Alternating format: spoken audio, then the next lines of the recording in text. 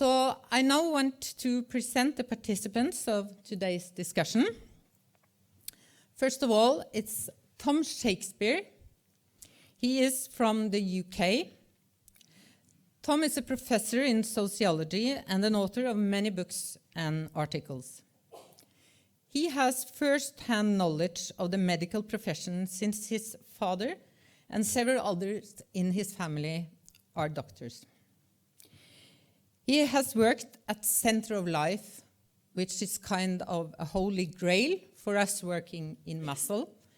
It is situated in Newcastle. He has also taught medical students and actually been a stand-up comedian. He was at WHO for 5 years, and his research team has been identity and relationships. We are very honored and pleased that you would take part in this meeting here in Oslo, Tom. Jan Grue is a professor in qualitative methods. He's also a writer and has written 11 books. His latest book that came out last year, Jeg lever et liv som ligner deres, is appointed to the Nordic Council's Literature Prize, and he was also given the prize of Norwegian literature critics only last month. The reason Arvid Heiberg, an important collaborator and also friend of Jan and his family, and we at Oslo University Hospital decided to contact Jan to arrange this meeting is this book.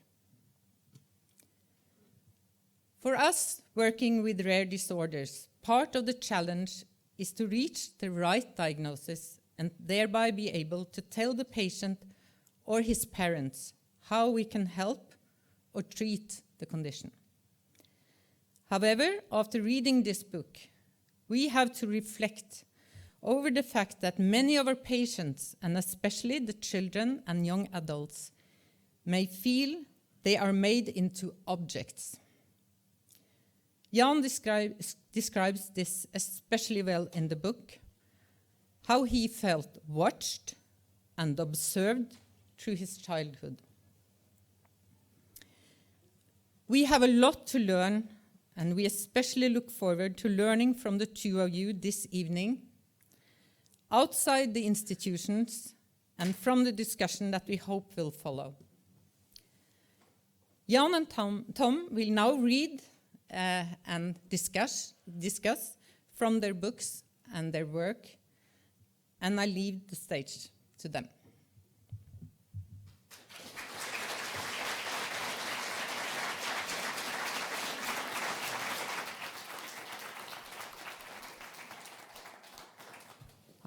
Thank you, Kristin, for a very kind introduction.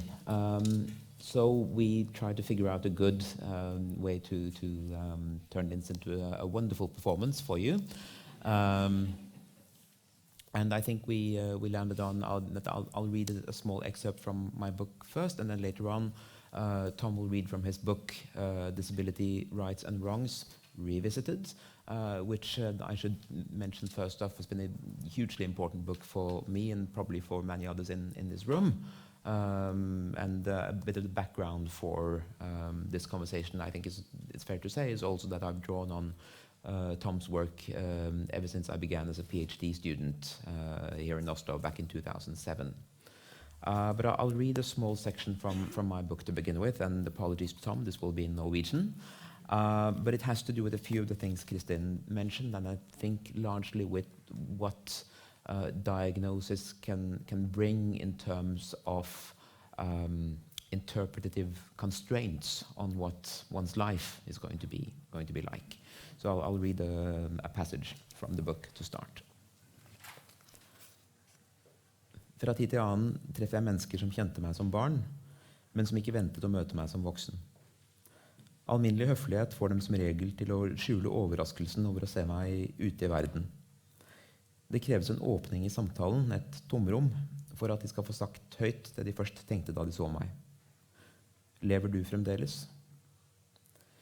Min livssynslærer på ungdomsskolen fortalte en historie. Da mannen hennes døde, klippet hun det lange håret sitt. Etterpå sank hun ned i badekaret. Hun opplevde det som en renselse.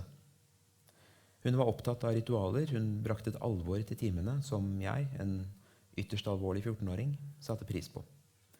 Jeg ville lære mest mulig. Det føltes som om jeg hadde hastverk. Av livssynslæreren min lærte jeg ordet liminalfase. Det beskrev den mest sårbare delen av et overgangsritual, der man befinner seg mellom verdener. Det er fasen når den unge ikke lenger er barn, men ennå ikke er voksen. Når den døende har forlatt de levendes verden, men ennå ikke er blitt en av forfedrene. Det er i disse fasene det virkelig kan gå galt. Men det er også i disse fasene at transformasjonen skjer. Det er i disse fasene vi blir til. Uten dem går ikke verden videre. Jeg gikk fra ungdomsskolen til videregående til universitetet. Så møtte jeg den gamle læreren min igjen på en konferanse.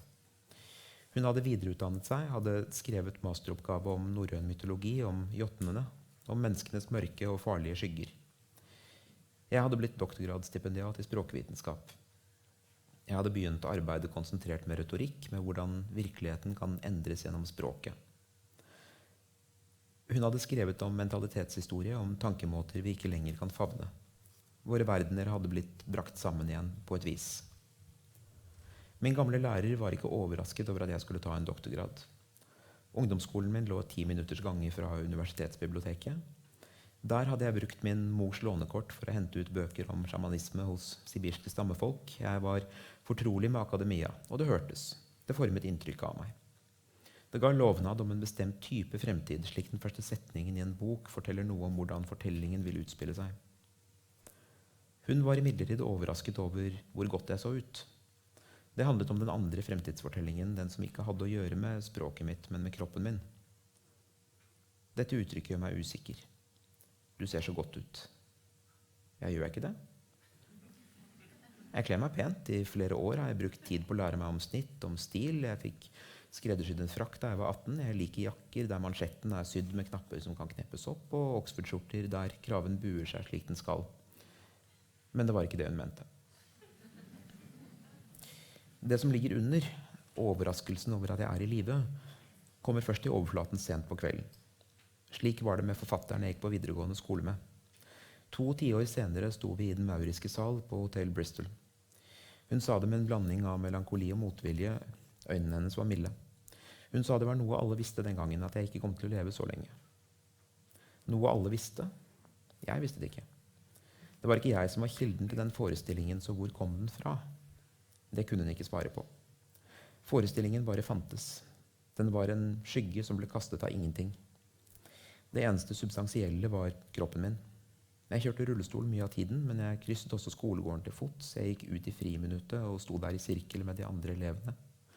Vi snakket om lærerne våre, vi snakket også om James Joyce. Det var en slik skole. Jeg trodde jeg var en blant mange. Jeg visste ikke at jeg hadde en spesielt tragisk aura. Jeg visste det. Jeg hadde bare ikke ordene til å uttrykke det. Jeg forsøker å finne dem nå.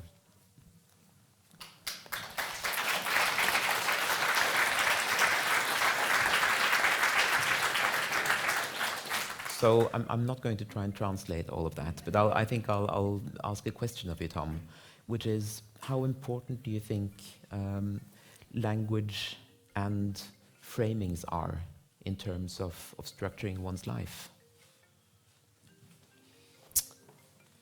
That's very interesting, isn't it? And your life is different from mine, and all lives in this room are different. I think that if we think about sort of a biographical framing, my dad had the same genetic condition as me. I got it from him. And so disability in my biography was already okay. It was already normalized. I didn't have any genetic test, any medical intervention at all, really, until I was much, much older. And so I think disability was framed as ordinary, as everyday, and far more interesting was having the name Shakespeare. Or my mother, that was what was remarkable. My mother was from Sri Lanka. That's what I was proud of, this difference. That's how I identified. But being short, just normal. And I think that for me, as an academic at Cambridge, we were studying all sorts of forms of difference, all sorts of social oppression, liberation. And it was at that point I thought, oh, disability. Nobody's really written about that. And so I, from something that had been normal, started to problematize it, started to think about how it was implicit in all sorts of literature and history and ways of thinking. And I think that's not uncommon for disabled people, that they reimagine or reinvent or even come out as different in different ways at different times, as their health condition and the way in which society thinks about their health condition has different salience, even in different places. I remember my friend Simo Vemas, who you know from Finland, came to visit me in England, and we went down the street. And he was outraged and shocked by the fact that this is before I was in a wheelchair, by the fact that everybody stared at me and laughed at me sometimes. And he said, this is terrible. And this would never happen in Finland. And I think that's because people don't actually make eye contact in Finland. So they may think it, but they certainly wouldn't say it. And it's even in different cultures, it's different. So yeah, framing, language, the gaze is different in all sorts of contexts. I think in your book you talk a lot about the medical gaze. Well, you know, in my case, the medical gaze was my dad, who's a doctor, and my mum, who was a nurse. So I was glad if they looked at me from time to time. Yeah.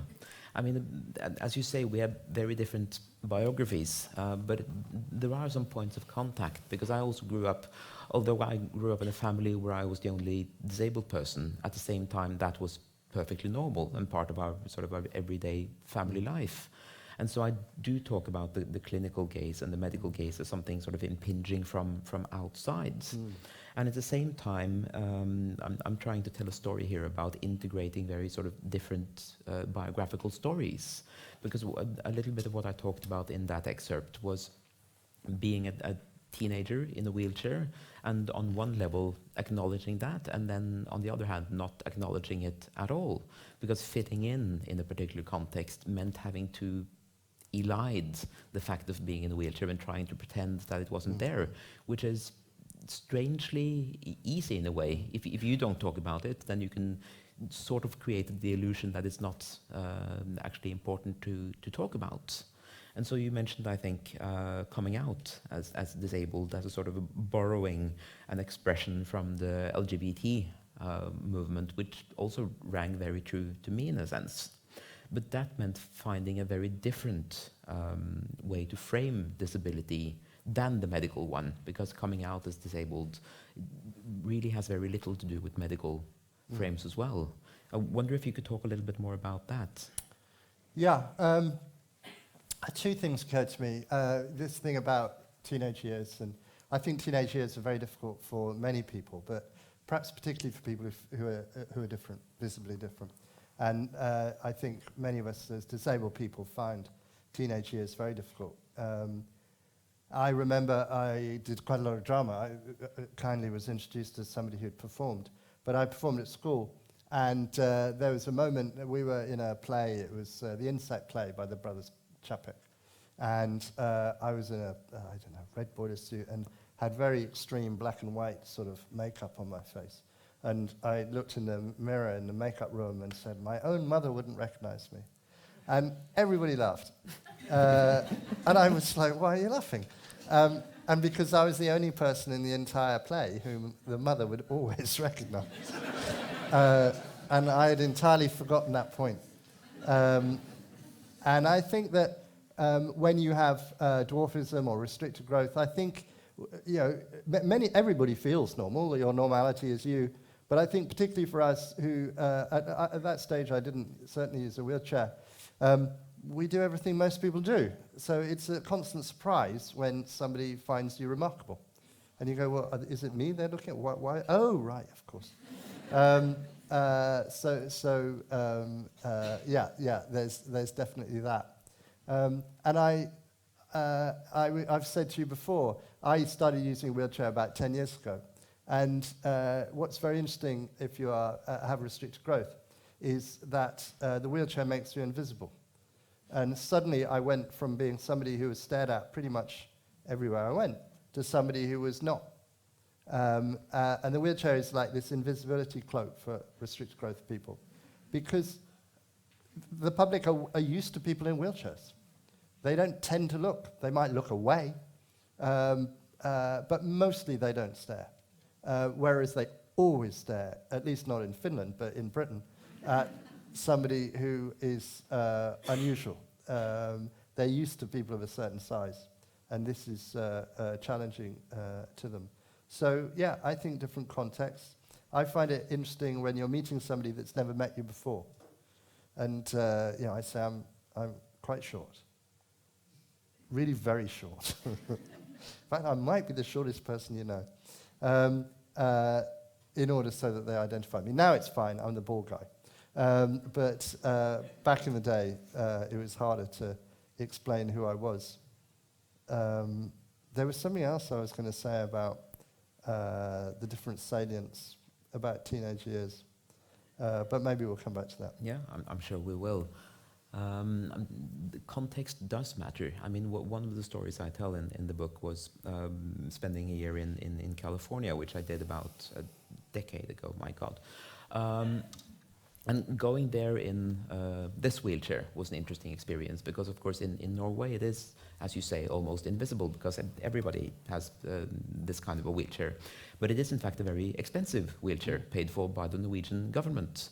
And so bringing that wheelchair to the US became a very definitive act of recontextualization.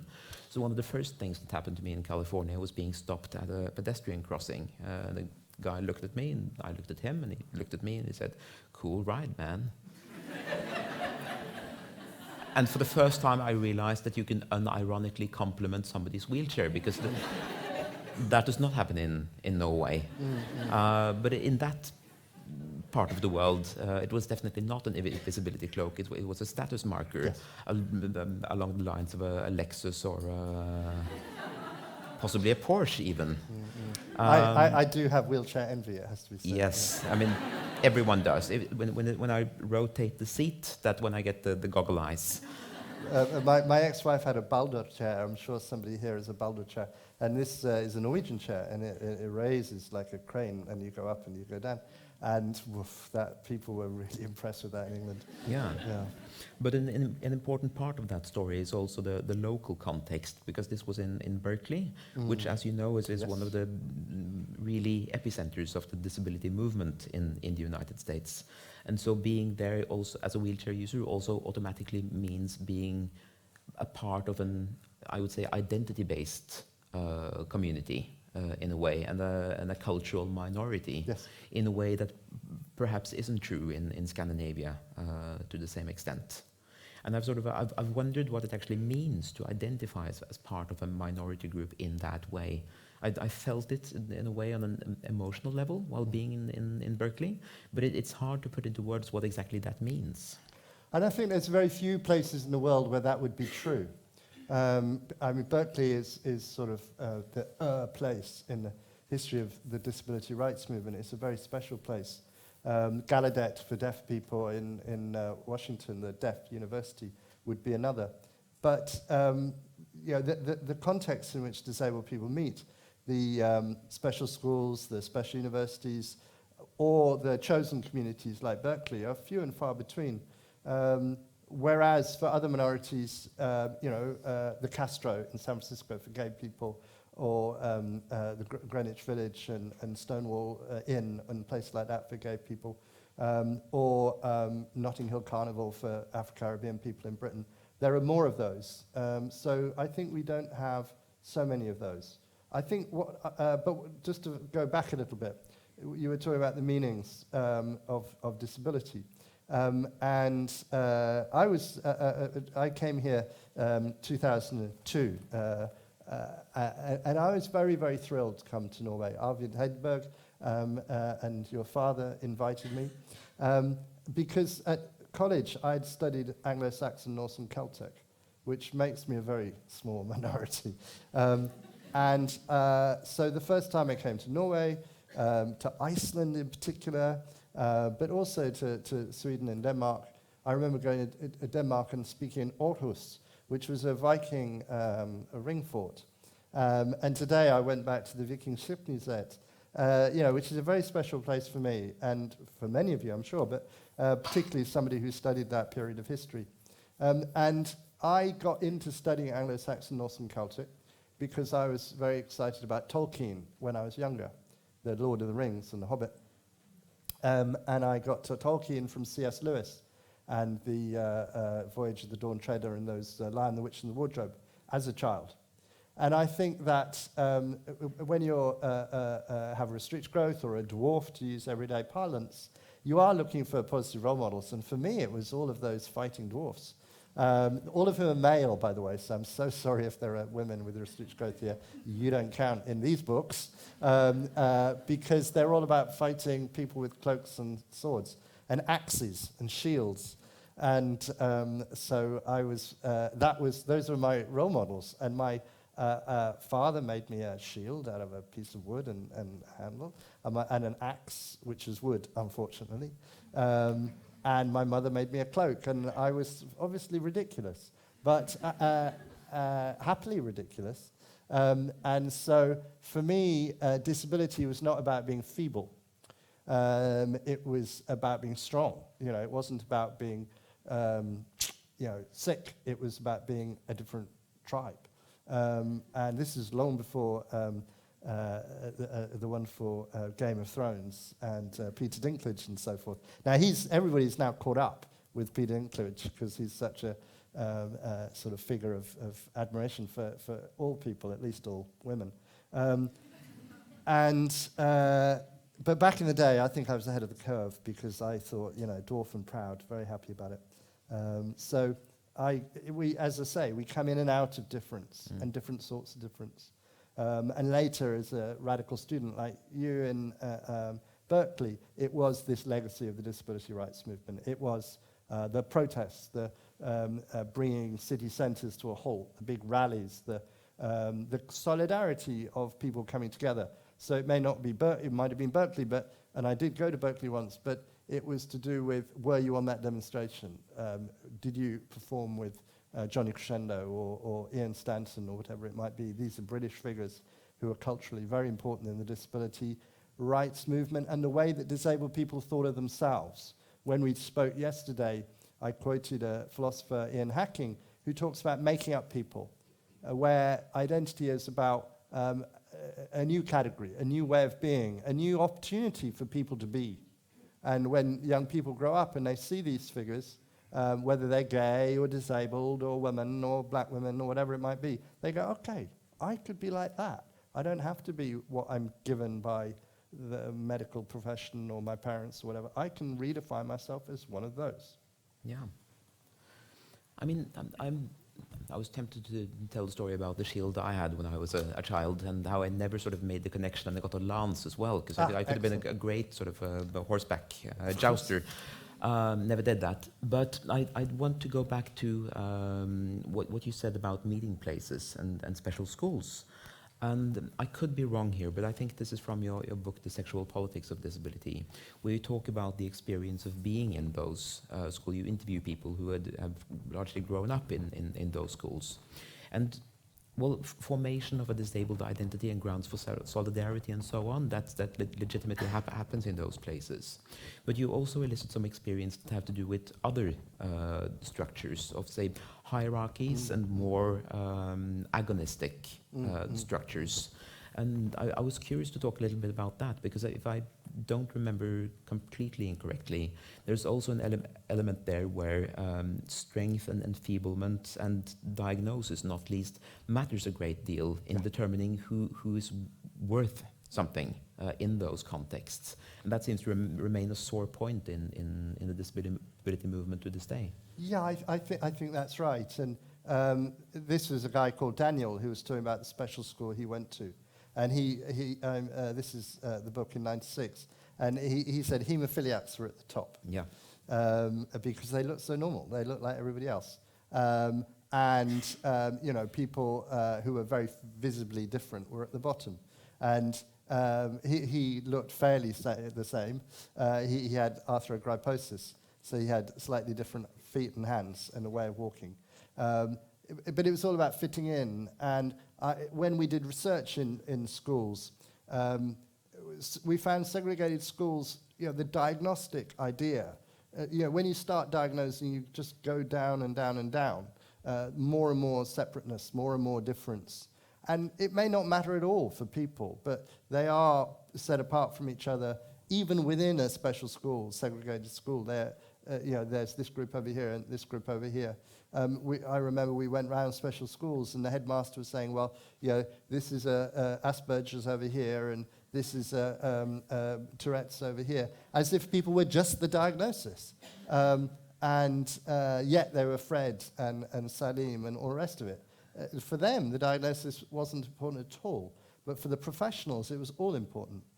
So I think there is the subjection from above, being made a subject, and the subjectification from below, and sometimes one reinforces the other, and other times it works against. But I think pretty much all of us have had some experience, whether we're disabled or non-disabled, of those things, of when we're included, when we're not, what we're included in, even if it's just being picked for the football team and I want you and you but not you, and all of this thing in the school playground. So these are very exposing and painful moments for many, many people, not just disabled people. And disabled people do it to each other as well. Yeah. I think that's the core of what Daniel was saying, is that it's not just other people who put you in boxes. We put ourselves in boxes. Yeah. And it seems to me that if there is something that can be recognizably be called an identity as a disabled person, then it's an incredibly fragile thing. I mean, when I wrote my PhD, it was partly on social and medical discourses in the organizational sector, in the NGO sector, trying to sort of solve once and for all who talks in what frames and what are their ideologies. And of course, turned out that the answer was that it's completely enmeshed, because there is no sort of simple way to talk about disability. So one of the things that was interesting was that within the major sort of Norwegian umbrella organizations, there was a sort of a small miracle happening, in that people with vastly different diagnoses could still find sufficient points of mutual interest to get together and build a functioning organization. But at the same time, it's always in danger of being pulled apart, because the variety of experience is so vast. And of course, you know this better than most people, because you were part of the team that created the World Report on Disability for the World Health Organization. And that itself seemed to be a difficult work of building consensus in trying to talk about the experience of 1 billion people. Mm-hmm. Well, there weren't 1 billion people until we said there were. If there's one of the things I'm proud of is that 1 billion people, 15% of the world's population. Prior to that, the World Health Organization said there was 10% of the world's population, but we upped it, which made the disability community very happy.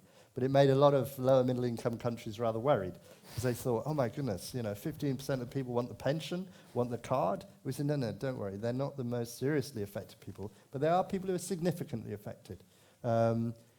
Because of course disability is like a piece of string. It depends how you define it. It's an artifact of how you define it. The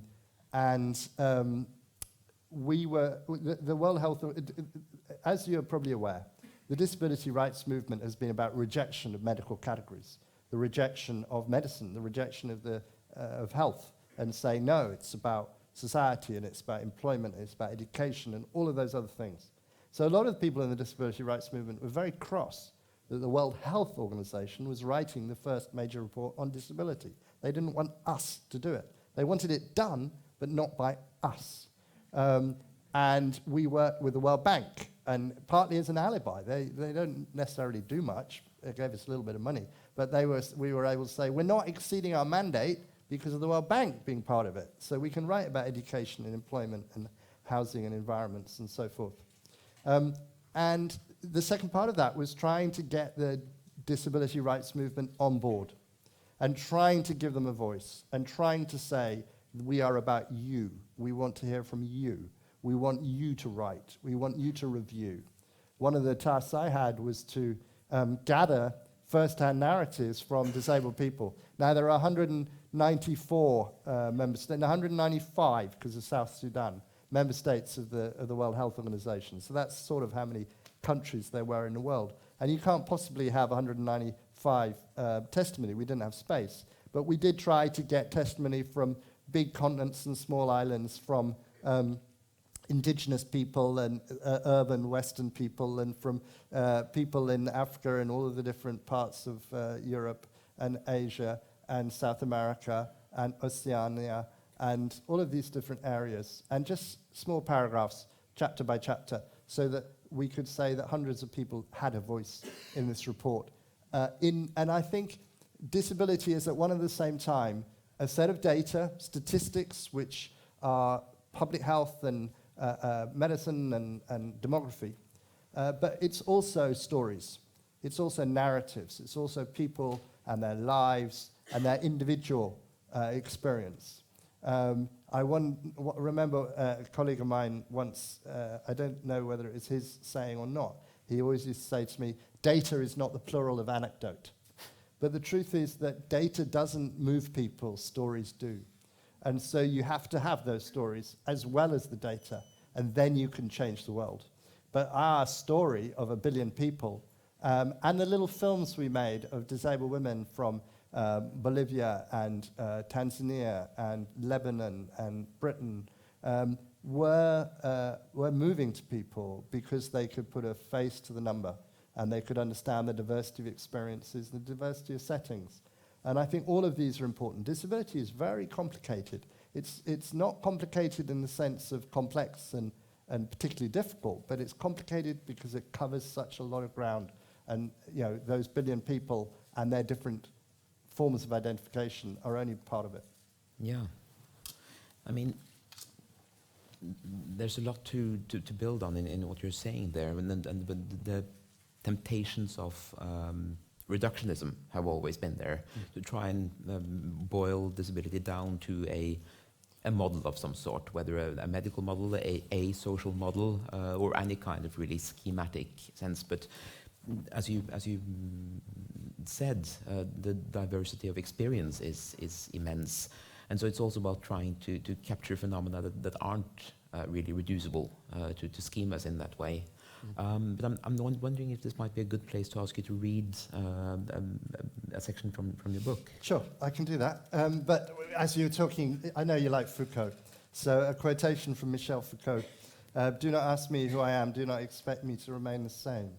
Leave it to the police and the border guards to check that our papers are in order. Foucault is nothing if not a poet, and that's a lovely, in my view, a lovely thing.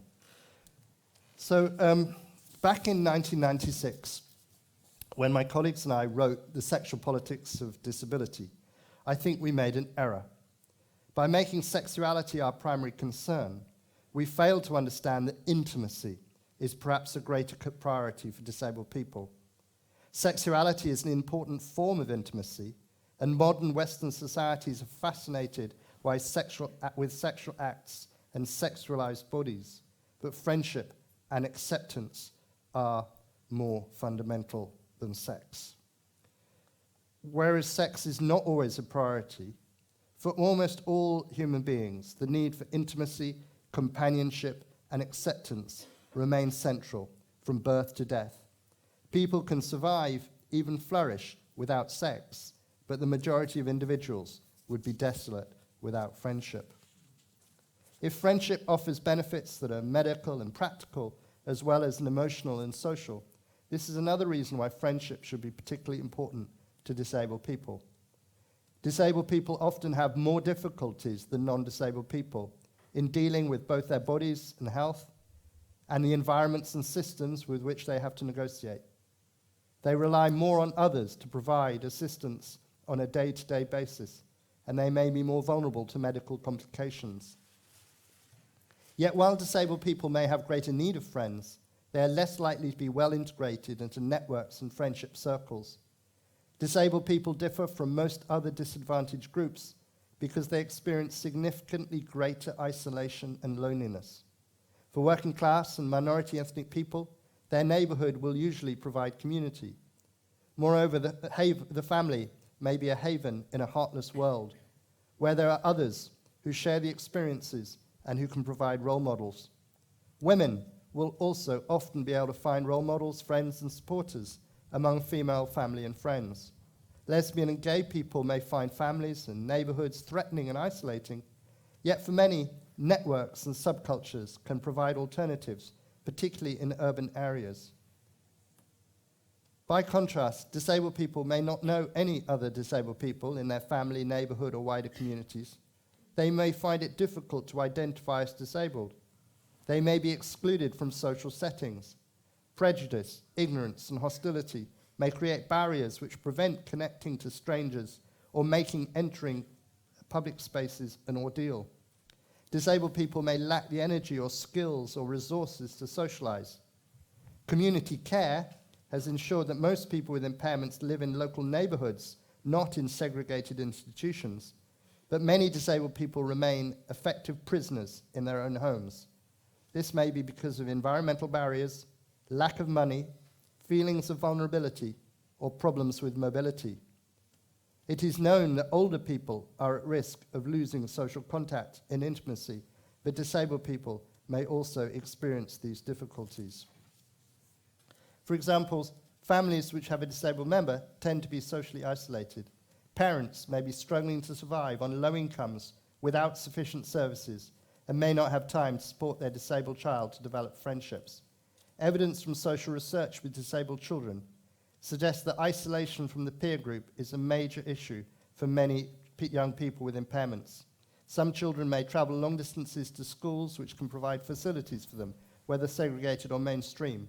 The consequence is that they may lack friends in their own neighborhoods. Many disabled children spend most of their time with adults.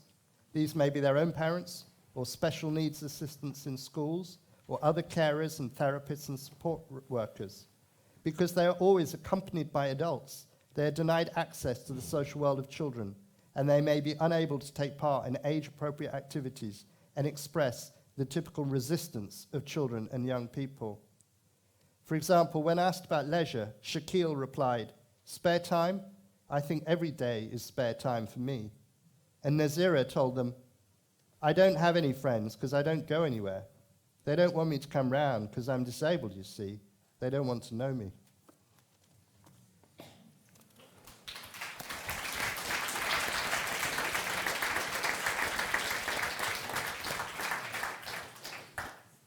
You bring up a lot of very interesting issues in that excerpt. There are the structural causes of exclusion and of inequality, and there's a little bit about possible avenues for inclusion and for acceptance, which is what you used earlier in the excerpt. It's also a way of describing a situation which rings partly true of my own experience. And I'm writing in this book as someone who had a very happy and secure childhood and who nevertheless, as a disabled child, experienced a lot of those factors in bureaucratic settings, in institutional settings, school particularly, where it seems that a lot of the structures in institutions are informed by diagnostic criteria and very, well, again, schematic ways of thinking about things. But so would those problems disappear if inclusion could be affected? But I think even some of the ways that we help people exclude them. So, for example, we did a research project with disabled children, and we made a mistake, two mistakes. We call it life as a disabled child. The children we spoke to, young people, said, don't want to be identified as disabled. I want to be like other children. And then we realized that there wasn't a disabled child. There were thousands of different disabled children. Each had their own likes, dislikes, cultural affinities, and all the rest of it. But you try to support people, so you give them, for example, perhaps they can't write very well, so you give them a laptop, and then they're the only kid in the class with a laptop, or you give them somebody to support them. They're the kid that's followed around by an adult all the time. We don't want to sit with them. So even the things that you do to help people with the best will in the world end up segregating them. And the disabled kids we work with, they just wanted to be like everybody else. So they would forego things that would help them in order to be more like other people. And I can identify with that. I think many of us did. We just didn't want to stick out. We wanted to be like other people. Because for children, fitting in is all important. And the last thing, if you're in a sort of children's milieu, you want is to be with the kid who's followed around by the adult. So it's not just about negative segregation or labeling or whatever it is. It's also about the efforts we make to help.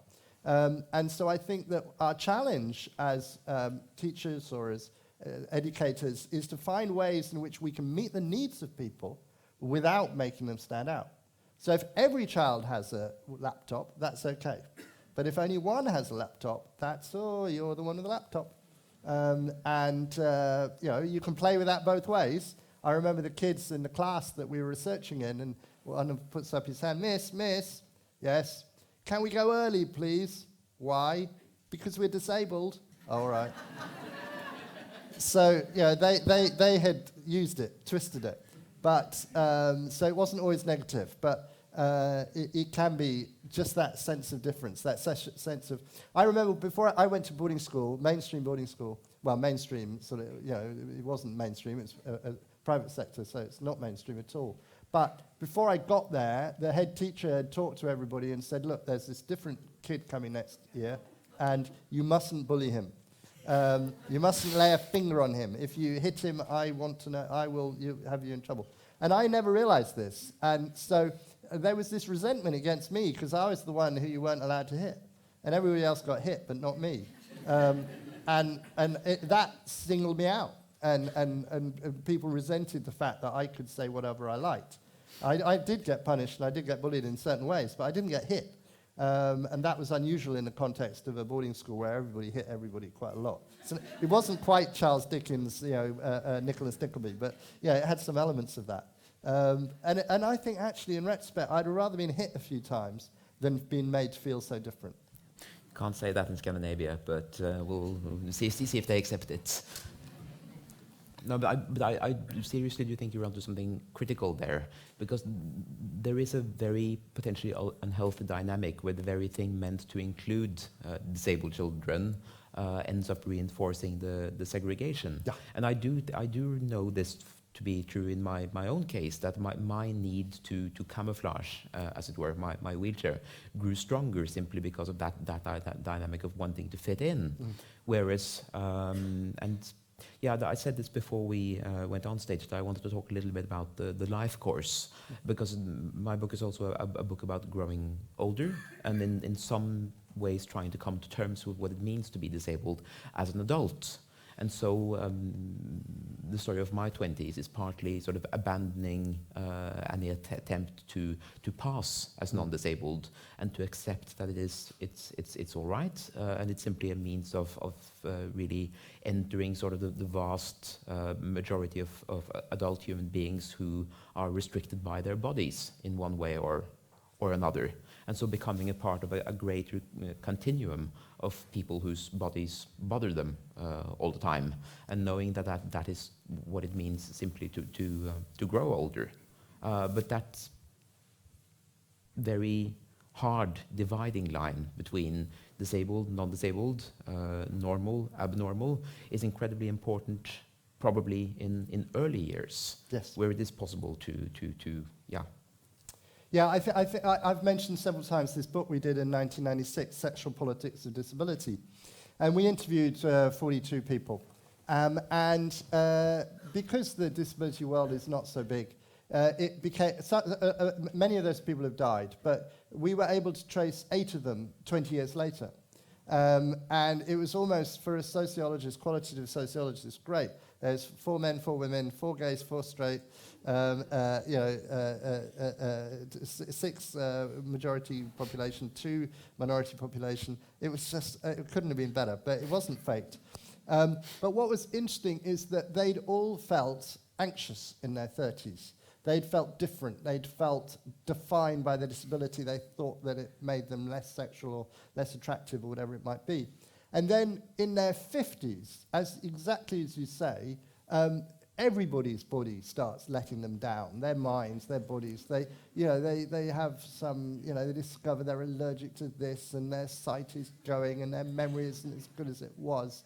And they're a bit creaky, and their knees are probably shot, and all of the other things that certainly you become very aware of in your 50s. And my disabled respondent said, "I feel like everybody else. I'm just a cranky old guy or woman or whatever it is." And not only that, I remember a woman saying to me, "Look, when I was young, she's a heterosexual woman, men wanted a trophy wife. They wanted somebody who conform to a gender norm. Now they just want somebody to talk to, and I'm really good at that." And so they didn't, people were less picky. And so in all sorts of ways, it got easier for disabled people as they got older. And as you say, there are times of life where you are very preoccupied about the way you look, about who, you never want to go out with a disabled person because, you want to go out with somebody, the cutest person in the class or the school. And disabled people are never cute, although we are. And it changes. And I think what's interesting about people who become disabled as they age is they don't feel different in the way that people born with do. So there, whether you're, I became paralyzed 10 years ago. So I was born with one impairment, I gathered another one, and now I'm, cranky and old, I'm gaining more. But that's life. It's a process of gathering impairments. And geneticists like Arvid Hedberg can tell you this because we all have something like 100 mutations in our genome. That's what the human genome tells us. So it's not just people. I always say I have a G2A transposition of 0.38 of my FGFR3 gene. And who knows what you've got? Your book is all about nobody knows. But everybody has got something. And as you age, these late onset conditions, these risk factors for all sorts of things become more evident.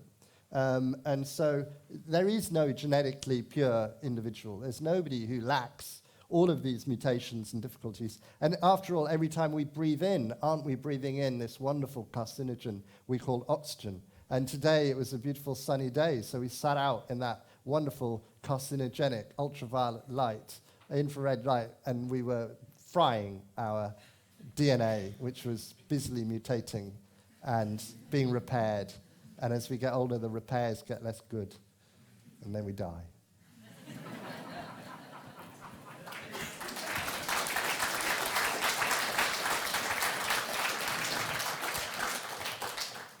Yeah.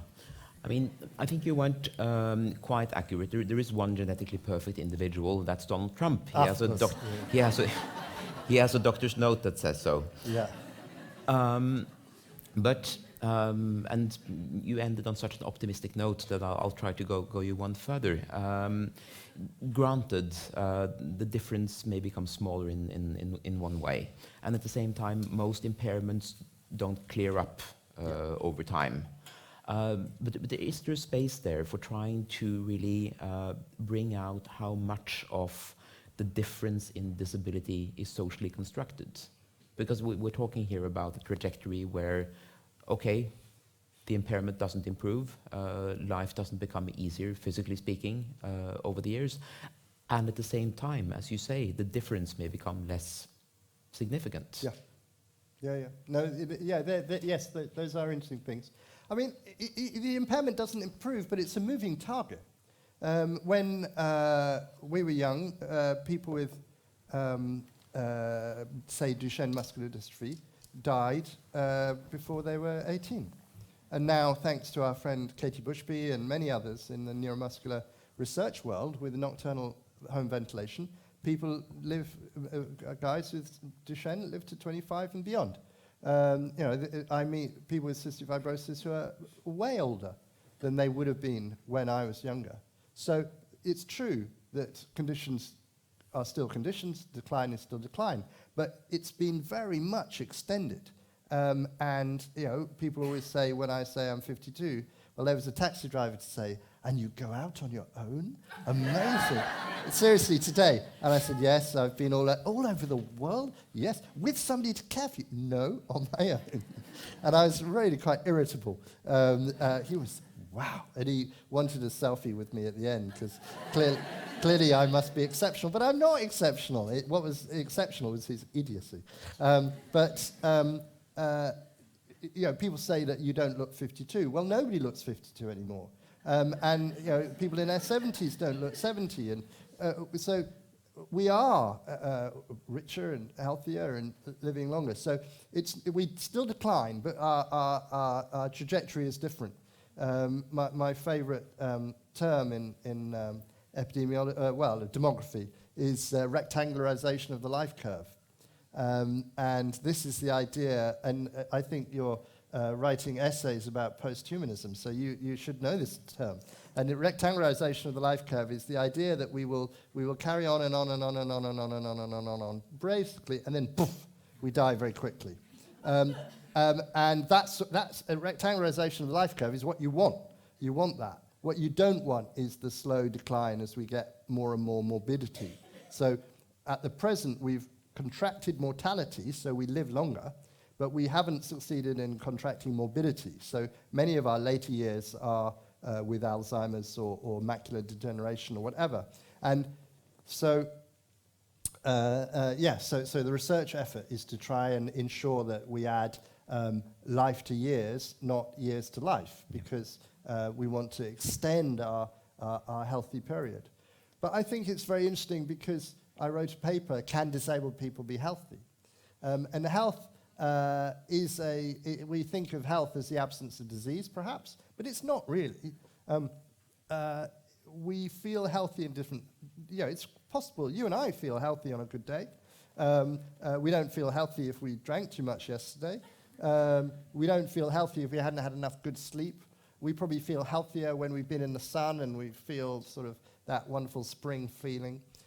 Health is a cultural phenomenon. It means different things to people. There was a famous French anthropologist called Claudine Hirschlig who interviewed people, what does health mean to you? And there is an objective sense of health, and there's a subjective sense of health. And what's interesting, if you control for objective health, people's subjective sense of health improves as you get older. So you are, perhaps you feel, you make the most of where you are, or you count your blessings, or you think, well, I complain about my aches and pains, but I'm still alive, or whatever it might be. And that's the point about disability. You can have all sorts of genetic anomalies or acquired traumas or whatever, but you feel good about your health and your prospects. That is humans are tremendously resilient. So any and this is what we continually have to educate our doctors to understand. And the best doctors do already understand, is that you may feel worse, even though you have nothing wrong with you, or you may feel better, even though you technically have things wrong, because it's all about your sense of self, or your well-being, or your relationships. Are you loved? Do you have a job? Do you have enough to eat? All of these things are, do you have a faith that carries you through? All sorts of things like that are really important. So it's not just about social and cultural norms, although they're very powerful. It's also about all those psychological processes which influence why we feel good one day to the other. Just generally, when you acquire disability, your quality of life plummets. If you break your neck, your quality of life will plummet. But the good news is it'll come back up. It will come back up pretty much to what you were before. Give it a year or two, and the quality of life of disabled people is generally as good as, or sometimes better than, that of non-disabled people. And that's the evidence. You can see that. And it's called Hedonic Adaptation. There's a very good paper on it by Ron Amundsen, presumably another Norwegian, but he's an American, really. And the bad news is, if you, I don't know if you have lotteries in Norway, but if you win the lottery, you'll feel great for a bit. And then you'll feel just as rubbish as you do now. So that's the bad news. The good news is that if you break your neck, you'll feel rubbish, but then you'll feel just as good as you do now. We tend to revert to our state of being. It's not to do with our physical impairments or otherwise. We've talked for nearly an hour, and I want to open the floor to questions soon, but I have one final point, which is more or less where we began. And that has to do with, you've covered quite a lot of this already, but in discussing health, in discussing disability and health, there is a history in the disability movement of not wanting to talk about medical issues, and certainly not of using medical language to describe one's life, world, situation, and so on. And that has, at times, I think, made it difficult for communication to happen, maybe not between individual disabled people and doctors, but possibly between disabled people's organizations and medical organizations and entities. Maybe it has to do with the inherent asymmetry in using a language which is the professional language for one part and not for the other part. There are other causes at work as well, but where do you think we are currently, and where do you think we're headed in terms of finding ways, and the language simply, for talking about disability in a way that rings true to the various people involved? I think it's a constant struggle to try and regain our own language and regain the power to name ourselves. We're doing a project in England, and in fact internationally, to do with the ICD-11. This is the International Classification of Diseases, version 11, and the section on mental health. And what we're doing is we're working with people with diagnosed mental health conditions like schizophrenia and bipolar and generalized anxiety disorder and borderline personality disorder. And we're saying, look, this is what the official description is. How does that feel to you? Is that language stigmatizing? How would you describe it? What is left out of that? Because medics look for signs, whereas people talk of symptoms. My symptom, maybe I feel like this, but the sign is I behave like that, or my lab tests come like this. And I think it's a constant struggle. There's a great paper called The Disappearance of the Sick Man from Medical Cosmology. It's so old that you could still call it Sick Man. But basically, it's about how in the old days, you took a life history, and now you send away a sample of blood for tests. And in that process, you atomize disability or health conditions, and you just see, your bloods have come back and told us this, or you've got a G to A transition, or whatever it might be. But actually, that's not how we live our life. That's not how we understand ourselves. So, for example, in schizophrenia, one of the things that all the people we talked to said was that it's associated with fear. And I mean fear by people with schizophrenia of what life was going to be like or what it felt like. And that's not in the diagnostic guidelines at all, because the diagnostic guidelines are what the symptoms, the signs that you can tell that this person's really got schizophrenia. And I think we have to say we need the life story as well as the signs. We need the symptoms as well as the signs. We need the subjective as well as the objective. So I don't know how we came to do this, but you've been asking me questions. I haven't asked you a single question. So I apologize to the audience because they're much more interested in you. But I want to ask you. You are a professor of qualitative research or research methods, and you're in an academic institution. And yet you write stories for children, and you write memoirs, and you write stories of all kinds, and we talk about fiction quite a lot. So where does it sit with you, for you, this the empirical research, which is presumably about truth, and the stories, which are about a different sort of truth at any rate? How do you balance the two?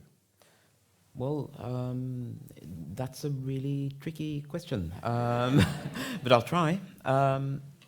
No, I think the short answer is that the only way to balance them is to try and not make them compete, and to acknowledge that there are certain truths, I think, about the world that it's very, very hard to formulate in research, because there are standards for what constitutes truth, what is acceptable as truth, what kind of truth will pass peer review, which worries us all at some point. And so quite a lot of the time I find myself writing stories or other forms of literature because I know that they would never pass peer review, but I still think they're true and should be told to people in various contexts. So I think it speaks to the variety of experience that we've been discussing all along this hour, that you can't really capture it in a single way. You won't ever have the perfect systematic review which defines disability for all time. And so we need a range of expression in the arts, in literature, simply in order to make that experience available to everyone. Einstein said, and I know you're a father, so you'll appreciate this. Einstein said, if you want your children to be intelligent, tell them fairy tales. If you want them to be more intelligent, tell them more fairy tales. Thank you, Tom.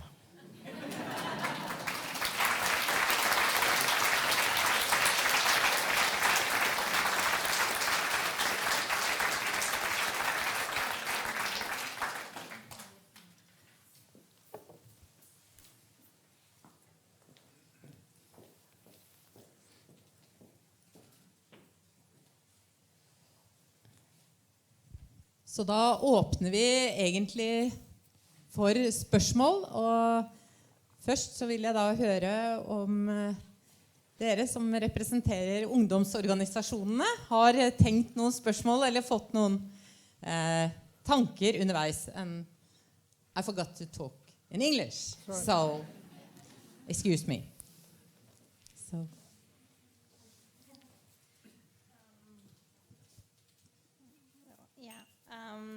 I represent the youth with neuromuscular disease in Norway, and we talked about things where the youth starting to identify or get to know their own identity, and in the health system the labels start to come up as wheelchair, the girl with a diagnosis. And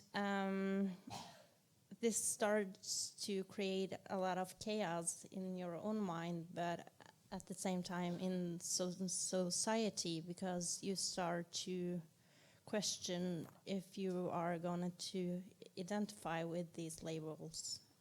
Or create your own. What kind of thoughts do you guys have about that, and what can we do as a youth organization to talk about it and kind of damage or less normalize it, if you... I think, I can see why you would want to. And I would, there's a problem, what we might call diagnostic overshadowing. Because, you may have whatever it is, a G2A transition point for 3FGFR3 gene for the sake of argument. But you're also a woman or a man, and you're a Norwegian, and you're from the Westfjords, or you're gay, or you're straight, or you're allergic to penicillin, or whatever it might be.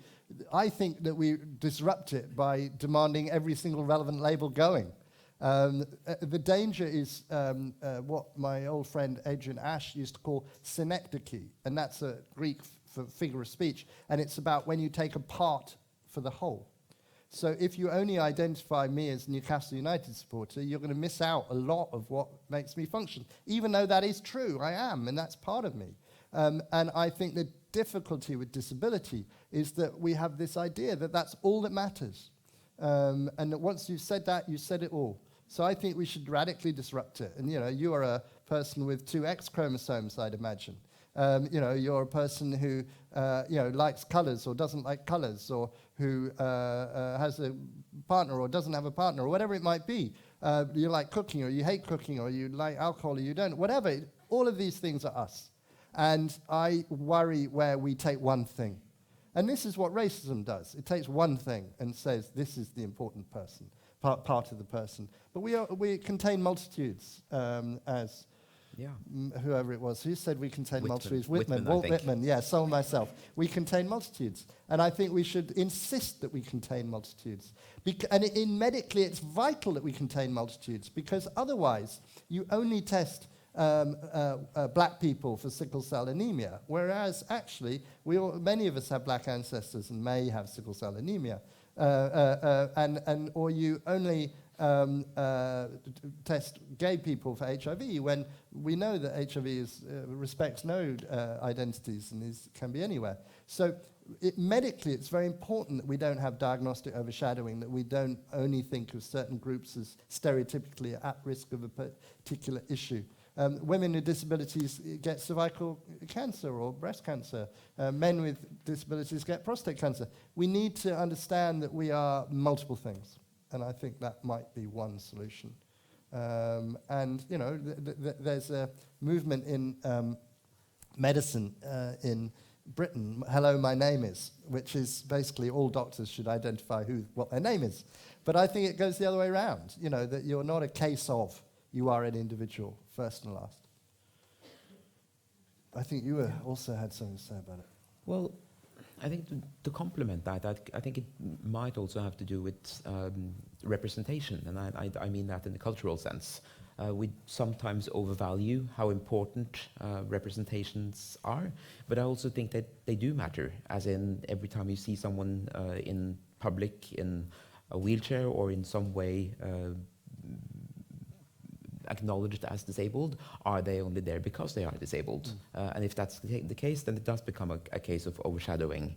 But if not, if we live in a society where it's more common to be disabled, and that's simply a fact of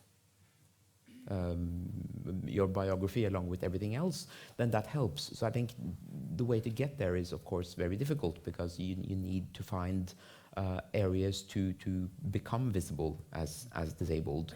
But it seems that we are moving in the right direction, at least in that area. Not in a lot of other areas, unfortunately. But it seems easier to have disabled people appear in public roles without that being their entire function. And so I would try to argue that it's important to continue to work towards that, and to simply to represent the diversity of disabled experience in public fora to the greatest extent possible. I talk on the radio quite a lot in the UK, and you know, it was really important to me that I didn't just talk about disability, and that has worked. And so, I don't know, I talk about dogs and Midsummer and all the rest of it. And I was saying to Jan just this week that there's a major sort of critical program called Saturday Review on Radio 4. And I got the call, I'd done it a year ago, 6 months ago, and I got a call saying, you know, you're still ready for next week? And I went, yay. But what was really exciting was the first time I was on that program is because they were reviewing, among other things, the film about John Callahan, the cartoonist. He won't get far on foot. And this time, I don't think there's any reason. I'm just there as a critic, as somebody who watches films and reads books and goes to art galleries. So that's acceptance, when you're not there as the token disabled to talk about disability, but you're there because you're an intellectual or a sports person or a whatever you are, a fund manager, or you know, my son works for the Treasury in Britain. You know, he's not there because of disability. He's there because he knows something about economics, and those sorts of things. And I think for your generation, if I can say that, it's easier. And you're a bit older than my kids, but it's easier for your generation. And our generation, my father's generation, he was born in 1927. He had to prove that you could be disabled and the same as everybody else. So he wore a suit every day. He went and was a doctor. He was very normal.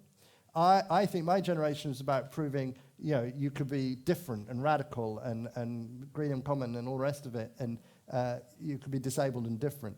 And I think your generation is proving you could just be, I hope, that you don't have to be 365 days a year disabled. You could just be a writer, and that's what we want.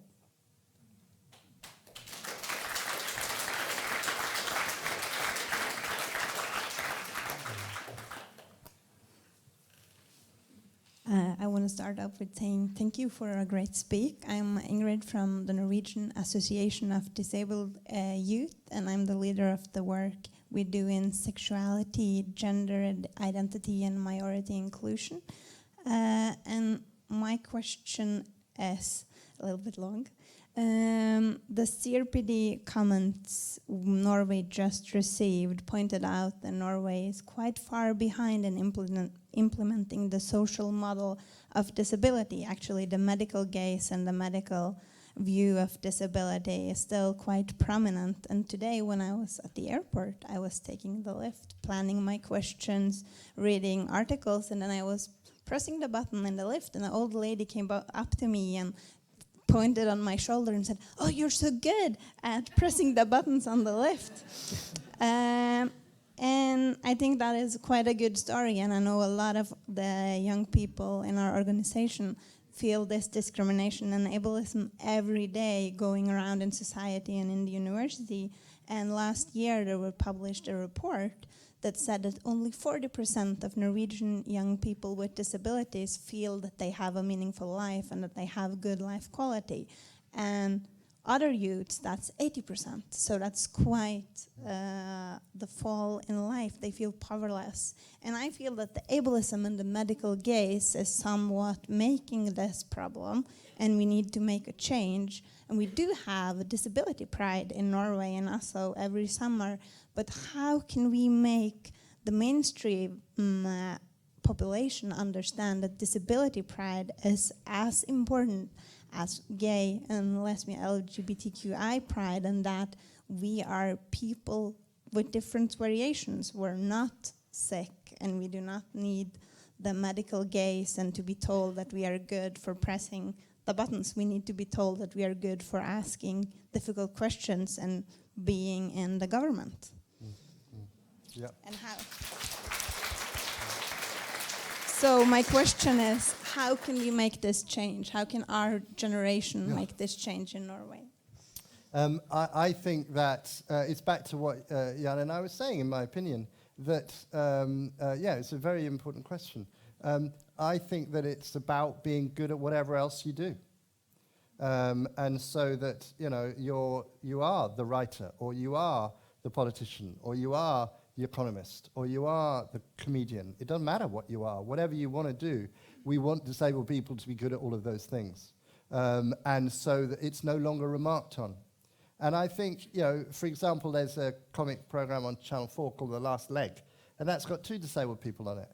And in the old days, it would have been big, oh, disabled, disabled, disabled. And now they're just damn funny. The same with my friend Liz Carr, who's on Silent Witness or whatever. She's a good actor, and so forth. I think we want more and more us in the public space as people, not as you say, diagnoses. And that will change people's view of us. They will no longer be, if I may challenge you on one thing, you'd said it was about the medical gaze, but the lady in the lift was not a doctor. She was just an older person who had been brought up in a world where disabled people were seen as rubbish. And I hope that nobody, in years to come would say anything as foolish. And I have great respect for older people, but they were brought up in an era where disability was about incompetence. And if we can prove that we are about competence and also that means that we will fail. And that when we fail, we need to be called out for failing. We don't get special treatment. We don't get, we have to sacrifice something here too, if we're really to be held up to the same standard as everybody else, which is what we want, I think. And if the comedian with disability is rubbish, they're rubbish, like the comedian without disability. And if the politician who's, blind is scurrilous, then they're bad, like any other politician. So I think it will change. I think it is changing. It's slow, but if you look, I don't know about in Norway, but in Britain, the attitude to gay people over my lifetime has absolutely transformed. It is completely transformed. When I was a child, gay people were figures of fun. They were people you laughed at. They were what you might call limp-wristed. They were effeminate. They were all of these things that we despised. And they were there on television to laugh at. Not now. Not now at all. And we know that gay people can be all sorts of different things, including effeminate if they want to be, and that they are equal, and that we have equal marriage, and all of these things. That is a huge transformation in our lifetimes. So things take a long time, and then suddenly they go very fast. And I devoutly hope that that happens with disability. We're not there yet, but, you know, ask me again in 30 years, and if I'm still here, we'll congratulate each other, because we will have made that change.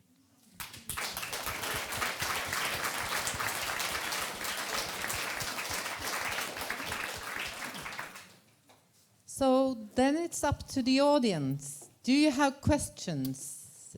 I think everything is allowed. We've answered all questions. Of course, Okay, there's yeah. nothing left. We'll go to the pub. All kinds of questions. And of course, we may be wrong, but not about the last bit. Thank you for a very interesting talk. My name is Ingunn, and I work in one of the bigger disability organizations in Norway. And I have the communication people right behind me. And my question is, how do we work with the media? Because I feel in the UK that you have come so much further with inclusion of disabled people in the media. And in Norway, whenever we try to contact national broadcasting or smaller newspapers, they are obsessed with cases, of course, stories. People love stories. But they are also obsessed with stereotypes. Either you have to be the hero or the poor victim who is in a misery because they are poor or sick or whatever. Either you climb the mountain or you're in a hospital bed. How do we get rid of this?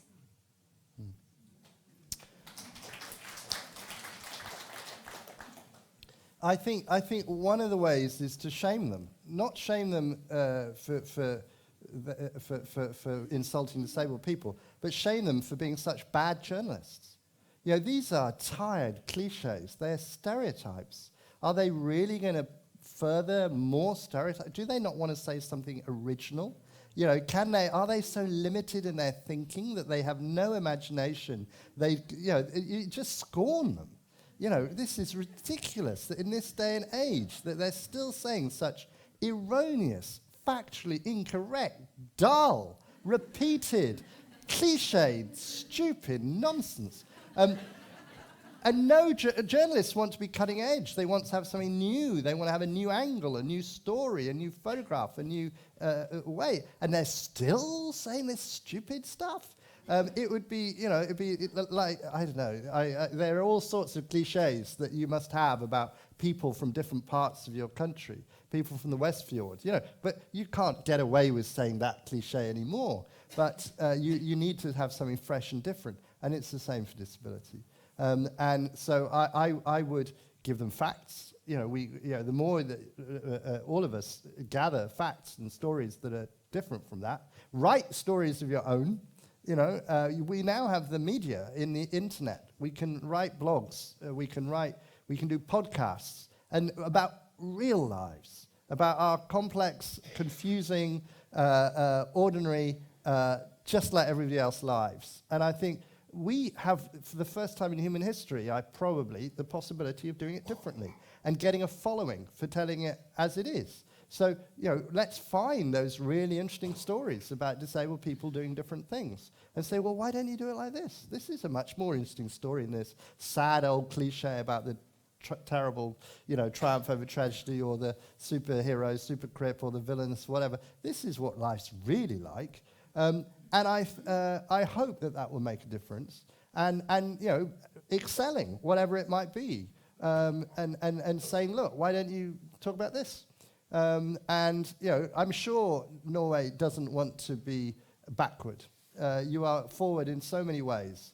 And to be still peddling these sad old stories when Britain isn't doing it and America isn't doing it, when, as you say, we have gone forward. You know, I'm sure they don't want to be thought of as, you know, old fogey, you know, 19th century or 20th century people rather than 21st century people. So, you know, don't shout at them, just scorn them. Laugh at them and say, come off it. You know, here's a better story, and put them out yourself. Do the podcast, do the blog, and get a following for it. And I think, just as your stories and your memoirs won awards, so we should be winning awards for writing more interesting stories and books. And I think for the first time we can. So good luck.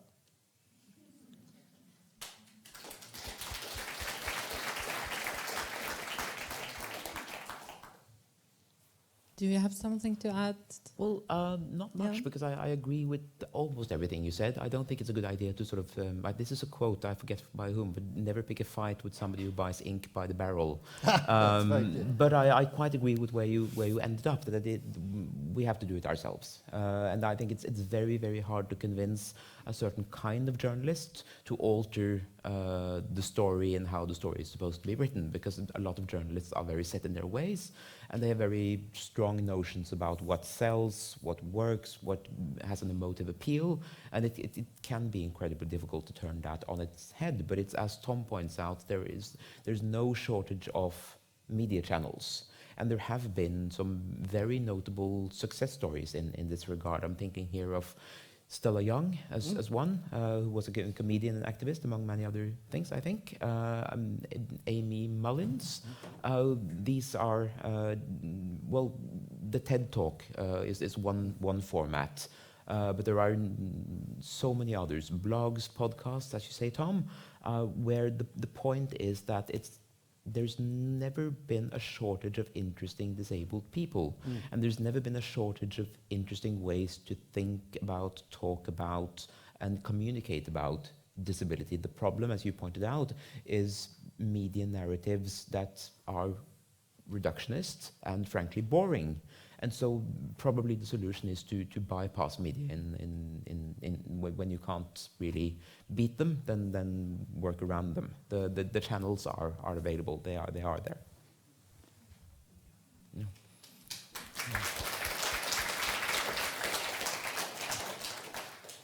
So please come forward if you have questions. So far there are no one from those who are streaming this. Yes? Petra?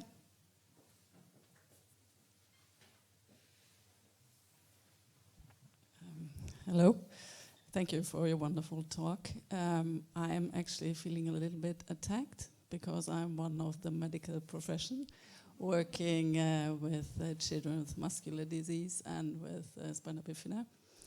So actually it might be more of a comment, but I would like to point out that the medical profession has gone and developed a little bit in the last years as well.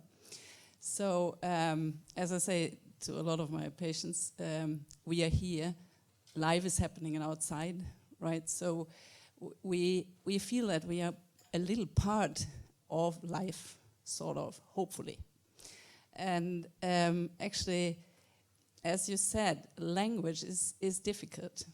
Our tools in our profession are sometimes to describe not maybe signs, most of all also symptoms, but it's a tool to get to some very precise descriptions and to get to some diagnose that might, in the end, as we now have the history of spinal muscular atrophy, might help people. That's what we would like to do. I see that there is a stigma in that, and maybe some people feel deemed, but that's not actually the point for us anymore in this time. So we would like to get the people to their best function and see them people with some diagnosis. So I don't know if you would like to comment on that or answer that, but I feel like my heart is not actually there, that I would like to deem and stigmatize. I would like to get people included, get best medical service, and provide a life quality through that. Thank you. Yeah, absolutely. And I don't think, was I rude about doctors? I don't think I was trying. Not trying. I don't trying think. to be, I don't think I was actually. I don't think I said anything critical. I think there is I think it is the case that when doctors are becoming much more specialist. They are doing more and more about less and less. That's a fact. It is the fact that there are more genetic tests and scans and things than ever before. That's a fact. And the tendency of that is counter to what we're saying. Now, I'm not saying that that's wrong. I'm not saying it's bad. But there is this thing that we have, the Human Genome Project one direction and disability rights in another direction. And they are pulling in different directions. Now, that isn't to criticize any doctor. And indeed, absolutely, as you say, the advance of medicine has helped many, many people and will continue to help many, many people. And this thing I said about our life expectancy is one evidence of it. Fundamentally, if we can live longer, healthier lives, that's because of medicine as well as public health and sanitation and all the rest of it. So I welcome medicine. My dad was a doctor, my mother's a nurse, and so on and so forth. I don't need to say that. But we do, my friend, one of my best friends who's a doctor said 80% of medicine is making reassuring noises. And I think that most medics spend most of their time in that. Katie Bushby, whose name has come up, who is a great pioneer of neuromuscular genetics, came to me and she said, Tom, my patients come to me and I want to help them and I can talk about oligonucleotides or whatever it is, but I know that what they need is housing and jobs. And I can't do that. I'm a doctor. I don't know anything about housing and jobs. Where can we go for housing and jobs? So I try to support her, and their team has different people in it, as yours does. I don't have any argument with the doctors, but as you know, and as you've just said, there is so much more to life. And you said that you didn't want to be medicalized, and I think that when somebody has a limited life expectancy, then of course our drive is to understand the genetic difference and to intervene and to develop drugs, and I'm all for that. But we have to balance it. And I worked in a medical school, and I know that unfortunately, the impact of the disappearance of the sick person, if you like, is that the specialization takes people away from the humanity of their patients. And it's a very special doctor who remembers the humanity of their patients and who is reminded of that every day and who responds in that way. That's what I want all doctors to be like. But the way it goes with this sort of, we're going from body systems to cells to DNA to RNA to atoms and molecules, takes us away from that. So we need, our medical training needs to be so strong in the humanities, in teaching Jan's books, in understanding what the subjective experience is like. And that we have to say to our medical students, this is as important as the oligonucleotides. Because this is the person you're going to see. This is just the tiny fraction of their cell line.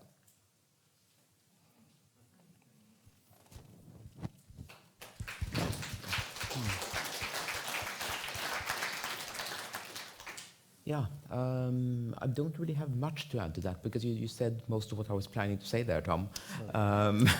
But yeah, I think it's about, for me certainly, in my book, my key point is trying to find, as I said in my initial excerpt, trying to find a particular kind of language for a particular kind of experience. And the book is based partly on my experience of encountering diagnostic language, medical language, but also bureaucratic language, the language of applications and reapplications and files and forms. These forms of language, of which medical language is really one, colonize the life world. I think that's fair to say. We are all exposed to them at various stages in our lives, whether we are disabled or not. But if you are disabled, your point of contact with these kinds of language is much more significant. It impacts your life to a much greater extent. And in colonizing the life world, this kind of language can reduce the significance of your own experience in ways that I think can be profoundly damaging. And so part of my project in that book is reaching for a different kind of language, which in my case is simply literary language, and even striving to find a poetic language for trying to capture and express the kind of experience that tends to escape these other and more rigid language forms. And as Tom said, I think that is equally important.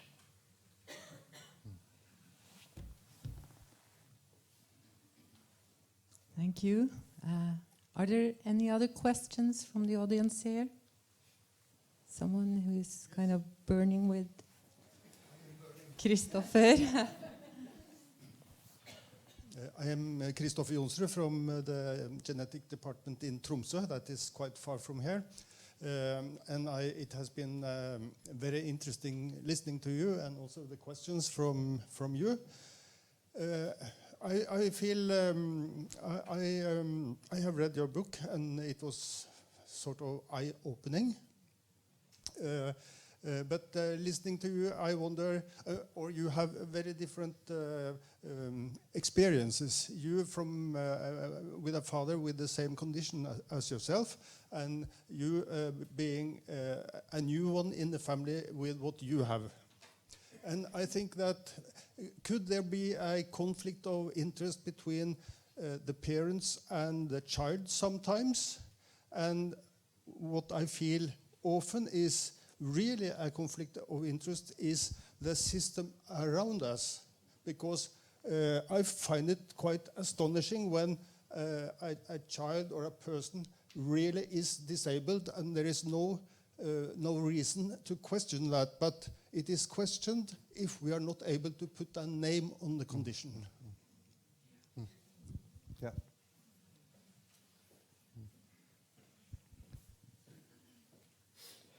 I mean, I think that, I suppose it comes back to labels. I mean, the research shows that, a child who has a identifiable condition, like, say, we can call it Down syndrome, is easier than a child with intellectual disability, NOS, no obvious, not otherwise specified. The system, and it's not medics, it's the welfare state or it's the education system, wants a cliche, wants the stereotype, to back to the journalists. They want a label, because then they go, oh yeah, we've ticked that, we know what that is. And so they want proof, don't they? They want something that can be, boxed and understood, a stereotype or a category. And I bow to Jan, who's a discourse theorist and understands how these things work. What is the alternative to that? Could we? It's almost like the truth is only there if there is a specific label to attach to it, isn't it? And parents want that label themselves. People themselves want that label. I mean, nowadays, there's a whole movement of people being diagnosed with autism in adulthood. And many people who are diagnosed with autism in adulthood are really pleased, most of them very pleased. Now they know why they felt different. Now, they haven't changed at all. But now they have a label and they feel good about that. And so there's something mysterious about what labels do. They're explanatory sort of incantations almost. They're like magic. They allow us access to the welfare state and to the support service. They make us feel that we know ourselves. They help doctors understand who we are and where we're going. They help teachers. They can be very, very negative and have associations and cliches and stereotypes. But they can also be liberating in certain circumstances. And even if they don't change a thing, calling somebody autistic doesn't change their behavior. What's the problem is the behavior, not the label. But yet we want that label too, because it says, you are speaking the truth about yourself. You can be trusted with this. You are that person that you thought you were. And I think that's a lot of what's going on, that we don't trust people or doctors or whatever. We need them to be able to have this, piece of word. Yeah, no, I completely agree, Tom. And there are so many paradoxes in this field. And one of the things I'm trying to do in the book is to explore the way that language functions in these different settings and for different people. I mean, I find it interesting that the more specialized someone is in medicine, for instance, the more they tend to be skeptical of labels because they know how the labels are made for particular purposes and rarely for very long amounts of time. Labels shift over time. Autism means something very different now than what it did 30 years ago. It'll probably mean something very different, not even that, maybe even 10 years from now. And at the same time, we can't function without these labels. So there's really no getting around it, but I think there's something to be gained in acknowledging that all of this language that we use, these are tools that we've constructed ourselves for particular purposes, and they are not natural objects. They are human-made objects, these labels. And so we can perhaps change them at times, but we can certainly acknowledge that they are not a perfect mapping onto the natural world, and just remembering possibly the imperfections and limitations of language becomes important. So we can gain in some cases quite a bit of relief from having a label applied to us, and then perhaps over time it may start to chafe after all, because it won't perfectly capture everything for everyone, and then it can help to remember that a label is sometimes just a label. I mean, I have a new diagnosis. I don't mention it in the book because it may change again in 3 years' time, but I still use it in the welfare system because it works. It's still a magic word, and the doors actually open when I say open sesame a sufficient number of times and in the triplicate number of forms. So I'll still use the labels, but I'll keep it in the back of my mind that they are, on some level, still just labels. I think that's called strategic essentialism. Yes. Very much a fan of that. So I think... Then I think we should wrap it up. Should we, Jan and Tom? Sure. You have been talking For a while, for a long certainly. time. I've been talking for 52 years. The air in here is quite thick. Yes, and that's not my responsibility, so I'm happy with that. Well, I want to thank the audience for coming here. I want to thank all those who have been listening with the streaming. Is that what it's called in English? Yes. And I especially want to thank the two of you. I think many of us have learned a lot, at least I have.